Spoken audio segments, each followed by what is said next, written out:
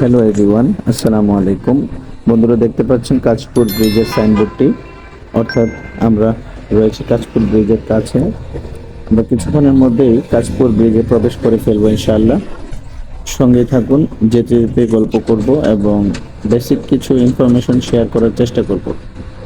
বন্ধুরা, লক্ষ্য করে দেখুন, ওপরের দিকে 3টি সাইনবোর্ড দেখা যাচ্ছে। ওখানে নির্দেশনা দেয়া আছে নারায়ণগঞ্জ, ঢাকা, সিলেট।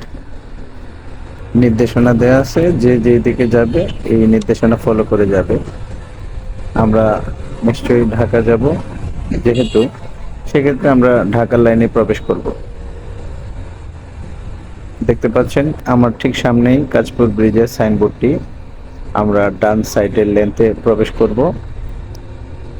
আমরা অলরেডি ডান সাইডের লেন্থে প্রবেশ করে ফেলেছি অ্যান্ড ফাইনালি আমরা কাঁচপুর ব্রিজে অবস্থান করছি। দেখতে পাচ্ছেন ব্রিজের অবস্থা বেশ সুন্দর, অর্থাৎ কোনো জ্যাম নেই, কোনো জটিলতা নেই। রাস্তা পর্যাপ্ত ফাঁকা, কারণ হচ্ছে বেলা প্রায় 11টা ছুঁই ছুঁই। এই কারণে রাস্তা অনেকটা ফাঁকা। তো এরকম ফাঁকা রাস্তায় বাইক রাইড করতে আসলে খুব ভালোই লাগে।